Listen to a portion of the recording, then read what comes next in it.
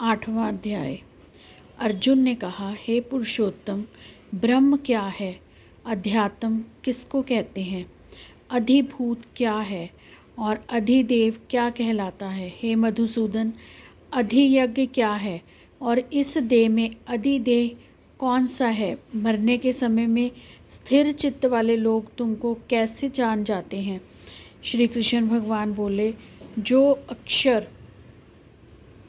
अविनाशी और परम है वही ब्रह्म है। प्रत्येक वस्तु का स्वभाव अध्यात्म कहलाता है और समस्त चराचर की उत्पत्ति करने वाला जो विसर्ग है वही कर्म है। जो देह आदि नाशवान वस्तु है वही अधिभूत कहलाती है। विश्वरूप जो विराट पुरुष है वही अधिदेव है।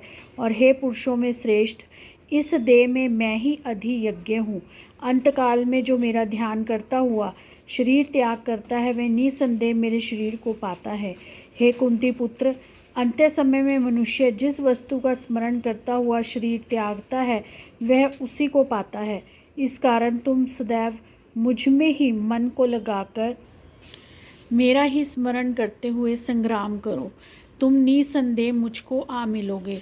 हे पार्थ, अभ्यास रूप योग से युक्त हो दूसरी ओर ना जाने वाले मन से सदा चिंतन करता हुआ पुरुष परम और दिव्य पद को ही प्राप्त होता है।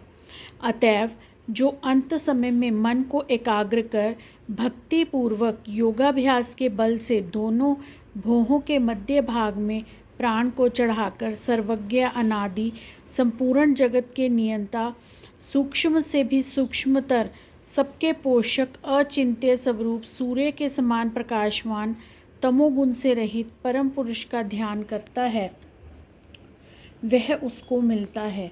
वेद के जानने वाले जिसको अक्षर कहते हैं, वीतराग होकर सन्यासी जिसमें प्रवेश करते हैं तथा जिसको चाहने वाले ब्रह्मचर्य का आचरण करते हैं, उस परम पद को तुमसे संक्षेप में कहता हूँ।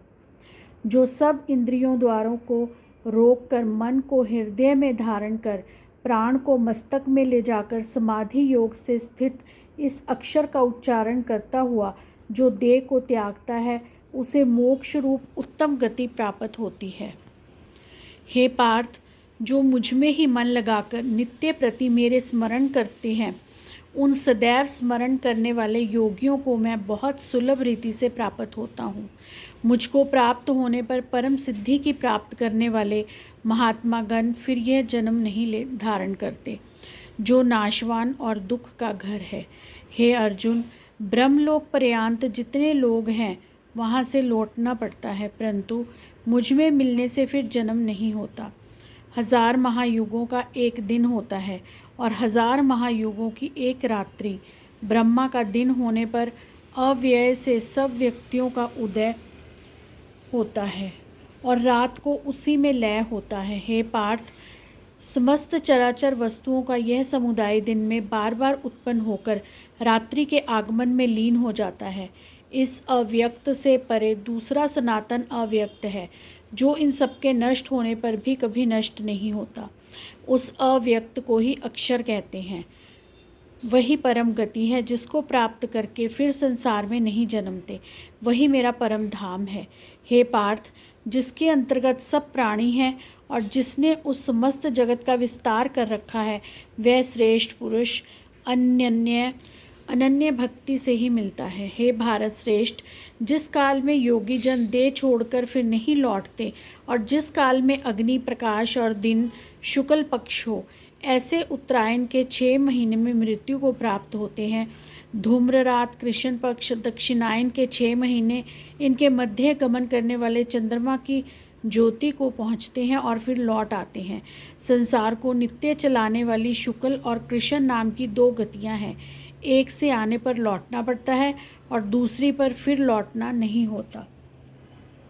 हे पार्थ, योगी इन दोनों गतियों का तत्व जानता है, इसी से मोह में नहीं पड़ता। अतएव हे अर्जुन, तुम सदा योग मुक्त हो।